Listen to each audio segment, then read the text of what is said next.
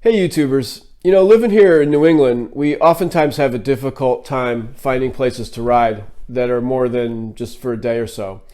We have an awesome variety of roads around western Massachusetts and up into Vermont, but if you're looking to go for a day or two, it can often be tough. To the east, we've got the Atlantic Ocean and Boston. You don't want to go there. To the south, we've got Connecticut and the Northeast Corridor, which I would stay away from as well. So that leaves us with the north or the west. Now, we've been to the north a lot. We've explored Vermont, pretty much every corner of it. And we've been to the Adirondacks and the Catskills too. But one area we haven't really spent a lot of time in is in Pennsylvania. It's really only a half a day's ride to get there. And so we recently had a really good time, and I want to share that with you now. What you're going to see are some ride video of the roads out there so you can kind of get a sense of what you're looking at. And then also I'm going to drop you some routes and roads that we did that I think were definitely worth your time. Now these are things that I found on the Roadrunner website. If you have a subscription, that's great. I also had an article from Rider magazine a number of years ago. There's other sources online too for motorcycle roads that can point you in the right direction. At the end of this video, I'm going to give you some objective ratings for the different features of the area so you can decide yourself whether you want to spend some time out there. But I think it was a really good place to go riding for a weekend, just a couple days. This is the area between Wilkes-Barre and Binghamton, New York. So I hope you enjoyed the video. If you have any questions or comments, certainly drop me a line, give me a thumbs up and subscribe, and I really appreciate you watching the videos. Alright, this is the area we're going to be riding in Northeastern Pennsylvania. And I picked up a couple of these maps along the way, just found them in convenience stores, and I found them to be really helpful for just kind of rounding out the internet research I did, showing me some secondary roads that were still good, and finding some other roads that I hadn't found in some of my online research before the trip. Now these scenes are going to be kind of what's typical of some of the routes, and I'm going to show you some specific routes and roads that you can take following up a bit later. But you're pretty much going to be either going through farmland like you saw at the beginning, or going up and down summits like you're seeing right here. That's Pennsylvania. It's either forested or farmland and a lot of mountains up and down all the time, which on a motorcycle is really part of the fun.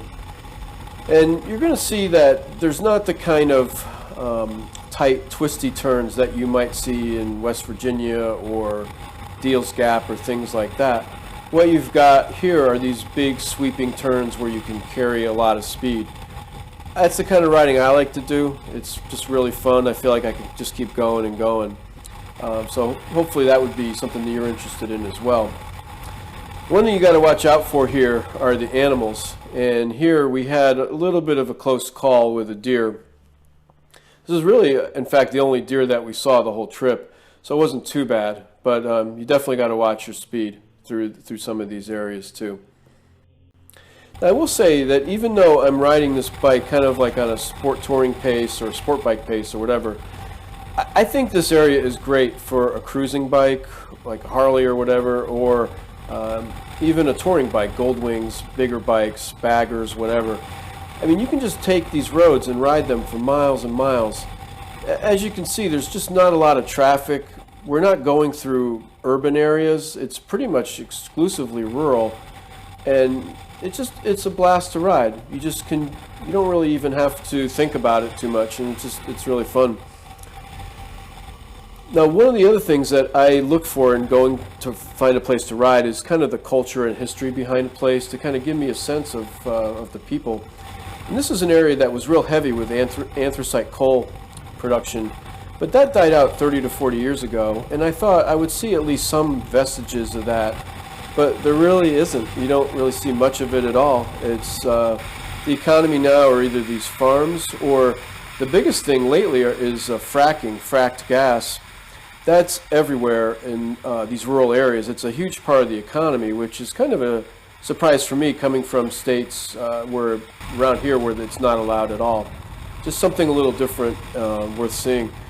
The other thing that you'll see if you're into railroading, there's actually 3 large viaducts that I think are worth stopping at, whether you like trains or not. 2 are in the town of Nicholson. You saw one at the beginning of this video, and one's coming up in a bit. Then there's another one in the northeastern corner called Starrucka Viaduct. They're pretty amazing, and they just tower over the whole landscape. They're pretty incredible. Definitely well worth seeing.